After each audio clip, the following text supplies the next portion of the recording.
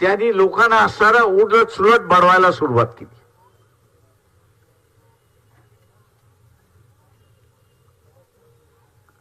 आता ही परिस्थिती जी आहे ही या देशामध्ये वाढत जाणार हे आपण लक्षात घ्या. हे थांबेल असं नाही, हे वाढत जाणार आहे. आणि ह्याला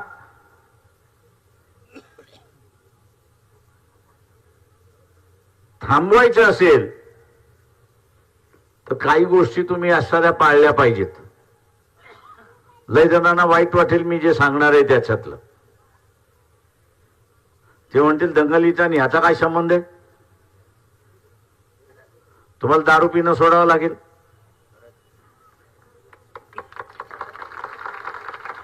तुम्हाला असणारं आयडॅक्स खाणं सोडावं लागेल,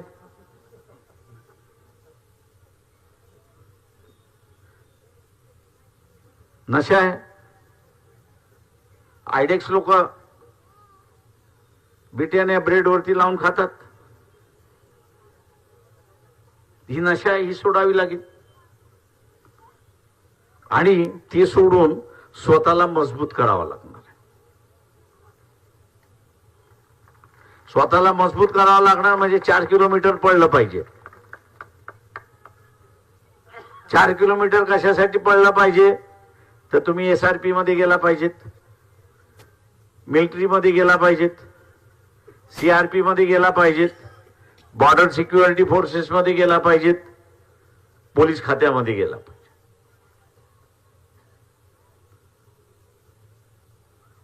तिथे जाणं म्हणजे आपण असणारं हा जो बेकाबू झालेला जो आहे त्याच्याशी संवाद करता येईल. आता काही बेकाबू झालेले मला फोन करतात, साहेब सॉरी. अरे म्हटलं सॉरी म्हणून काय उपयोग आहे? तुझं डोकं फिरलं होतं ना, काय करू? आता हे जे काय करू जे आहे असा जो एलिमेंट आता असणारा शिरकाव झालेला आहे याच्यावरती नियंत्रण करायचं असेल तर या देशामध्ये कोणाचा धर्म काही असो, कोणाची जात काही असो, कोणाचा समाज काय असो, प्रत्येकाला राहण्याचा अधिकार आहे आणि ह्या देशावरती त्याचा अधिकार आहे हे आपल्याला असणारं त्या ठिकाणी पसरावं लागणार आहे. आपण दंगल बघतो, पोलिसांनी केलेला लाठीमार करतो. मान्य आहे मला की ज्यांनी लाठीमार केला त्याला असणारा गुन्हा झाली पाहिजे, शिक्षा झाली पाहिजे. त्या पोलिसाला शिक्षा होईल, मान्य आहे. पण त्याच्यासारखे अनेक पोलीस आहेत या व्यवस्थेमध्ये, म्हणजे नुसतं पोलीस खात्यात नाही, सरकारी खात्यामध्ये आहेत, इतर खात्यामध्ये आहेत की ज्यांची मी म्हणतोय की जी प्रेरणा इथे असणारे गेले 10 वर्ष, 15 वर्ष, 20 वर्ष झाली, धर्माची प्रेरणा झाली आणि द्वेषाची प्रेरणा झाली. नुसती धर्माची प्रेरणा झाली असती, पेरणी झाली असती तर काही फरक नव्हता. पण या धर्माच्या पेरणी बरोबरच द्वेषाची सुद्धा पेरणी त्या ठिकाणी पेरण्यात आली. आणि म्हणून इथला सगळ्यात मोठा बळी जर कोण गेला असेल तर विश्वास हा सगळ्यात मोठा बळी घेतला हे आपण लक्षात घ्या. आणि हा विश्वास बळी गेल्यामुळे आपण एकमेकांकडे असणाऱ्या संशयाच्या वातावरणात त्या ठिकाणी पाहतोय अशी परिस्थिती आहे.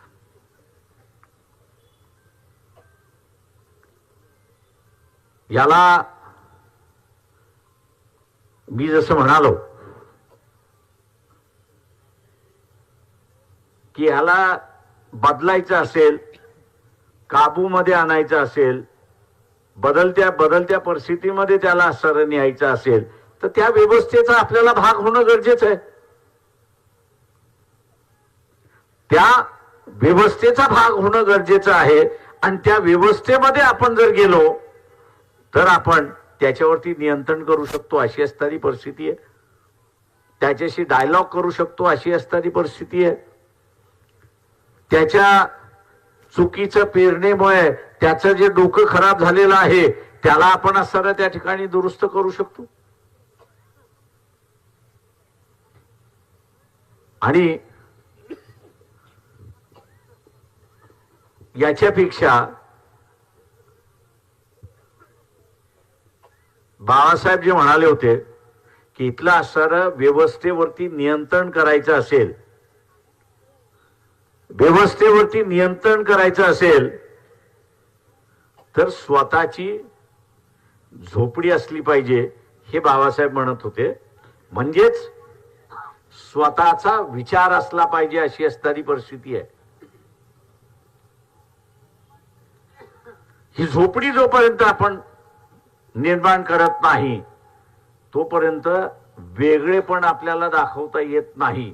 वेगळ्या विचाराचा असणारा प्रवाह आहे तो आपल्याला असणारा त्या ठिकाणी दाखवता येत नाही. मला अनेक जण आज असणारं परभणीतल्या फुले शाहू आंबेडकर वाद्याने जो लढा दिला त्याच्याबद्दल दाद नाही असं म्हणतायत. इतर कोणी असते तर दबून गेले असते अशी परिस्थिती आहे. इतर कोणी असतं तर दबून गेले असते अशी परिस्थिती आहे. हा जो दाद आपल्याला मिळतोय त्याचं कारण की तो अपेक्षा बाळगतोय की आपण या देशामध्ये एक नवा फुले शाहू आंबेडकरी विचार घेऊन चाललेला आहे. त्याची झोपडी तुम्ही उभी करा, आम्ही त्या झोपडीमध्ये यायला तयार आहोत. हा संदेश आहे, हा आपण लक्षात घ्या. हा संदेश आहे. आज भयभीत वातावरण आहे. मी अजून भेटलो नाही पण ज्या कुठल्या पीडिताला भेटलो त्याला एकच विचारलं, तू पोलीस स्टेशन मध्ये कंप्लेंट करायला तयार आहे का? कालपर्यंत मला निरोप होता की नाही. आज तो स्वतःहून म्हणायला लागलाय नाही मी पोलीस स्टेशन मध्ये येऊन कंप्लेंट द्यायला तयार आहे आणि कुठल्या पोलिसांनी मला मारलंय त्याचं नाव आहे मी सांगायला तयार. आज त्याच्यात हिंमत आहे. त्याच्या हिमतीची मी असं दाद देतोय. मी इथल्या बारच्या वकिलांशी बसलो. त्या वकिलांनी सांगितलं की आम्ही असं यांनी जर कंप्लेंट केली तर आम्ही त्याची कंप्लेंट कोर्टासमोर मांडल्याशिवाय आम्ही राहणार नाही. हाही तिथला असणारा एक विश्वास आहे असं त्या ठिकाणी मानतो. माझं आव्हान आहे आपल्या सगळ्यांना या ठिकाणी की सूर्यवंशीची असणारी बॉडी जी आहे ती तासात दीड तासात या ठिकाणी येईल. आजच कदाचित त्यांच्या कुटुंबाचा निर्णय घेतील की आजच त्याचा असणारा अंत्यविधी करायचा आहे. त्या अंत्यविधीपर्यंत मी आहेच या ठिकाणी. आपण सगळ्यांनी शांतता ही राखायची आहे. आपल्यातला असणारा एक भीक सैनिक गेला याचं दुःख आहे. एक लढणारा योद्धा आपल्यातून निघून गेला हेही आपलं असणारं एक मोठं नुकसान आहे असं मी त्या ठिकाणी मानतोय. पण आपण असणाऱ्या आपल्या भावनेवरती काबू आपण ठेवला पाहिजे. या दंगलीमधली बरीच माहिती माझ्याकडे आहे पण मी इथे काही सांगत नाहीये. मी एवढंच फक्त आपल्याला या ठिकाणी सांगणार आहे की सरकार ज्यावेळेस अस्थिर होतं, दिसायला अस्थिर नव्हतं, पण मी जसं मगाशी उदाहरण दिलं की बांगलादेश परभणी जिल्हा एवढाच आहे, त्याची लोकसंख्या सुद्धा तेवढीच आहे, सगळ्या नाड्या आपल्या हातात आहे, त्यांना असणारं पाणी आपण देतोय, त्यांना असणारं वीज आपण असणारं देतोय, त्यांची असणारी इंडस्ट्री जी आहे टेक्सटाईलची, तिथला असणाऱ्या कापसाची इंडस्ट्री आपल्या ह्याच्यावरती चालते, दळणवळण त्यांचं असणारं चालतंय. सगळी नाड्या हातात असताना हे सरकार ज्यावेळेस आवळू शकत नाही आणि तिथल्या शेजारच्या लोकांवरती असणारा तिथे न्याय देऊ शकत नाही आणि त्यांच्यावरती हल्ले थांबवू शकत नाही, तेव्हा हे सरकार कितकं कमकुवत आहे हे आपण सरळ लक्षात घ्या. सरकार ज्यावेळेस कमकुवत होत असतं त्यावेळेस ज्यांना या कमकुवतपणाचा फायदा घ्यायचा आहे, ज्यांना ह्या कमकुवतपणाचा फायदा घ्यायचा आहे, ते मग या कमकुवतपणाचा फायदा घेतात अशी असणारी परिस्थिती आहे. म्हणून आता एसपींशी ज्यावेळी चर्चा झाली त्यावेळेस मी एसपींना म्हणालो की तुमच्या खात्यामध्ये काही अनगाइडेड मिसाईल्स आहे. जे मिसाईल ज्यावेळी सोडल्या जाते त्यावेळेस तिचं लक्ष ठरवलं जातं, पण तुमच्या खात्यामध्ये असे काही मिसाईल्स आहेत की ते अनगाइडेड आहेत, म्हणजे त्याला असणाऱ्या दिशा नाही, दिशाहीन आहेत. आणि असे दिशाहीन असणारे जे मिसाईल्स आहेत त्यांच्यावरती पहिल्यांदा नियंत्रण आणा. ते नियंत्रण आलं की शहरामधला असणारा कारोबार शांत होतो, हे आपण असणारं लक्षात घ्या. आणि म्हणून माझं आव्हान आपल्या सगळ्यांना राहणार आहे या ठिकाणी की आपण असणारा ज्यांनी जाचती केली त्याच्यावरती कारवाई करू. याच्यातलं जे साक्षीदार आहेत त्या सगळ्या साक्षीदारांना माझी असणारी नम्र विनंती आहे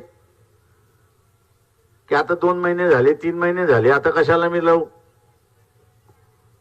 आणि बऱ्याच केसेस मी अशा बघितलेल्या आहेत की आपल्या इतर न्याय व्यवस्थेमध्ये एखादी केस निकाल लागायला 3-4 वर्ष त्या ठिकाणी लागतात आणि जो साक्षीदार असतो तो साक्षीदाराचा मग त्या काळामधला इंटरेस्ट निघून जातो आणि म्हणून अनेक केसेसमध्ये न्याय मिळत नाही अशी असणारी परिस्थिती आहे. किंवा ज्यांनी असणारा साक्ष दिलेली आहे पोलीस स्टेशनमध्ये त्या सगळ्यांना माझी असणारी विनंती आहे की शेवटपर्यंत आपण चिकटून राहिलं पाहिजे.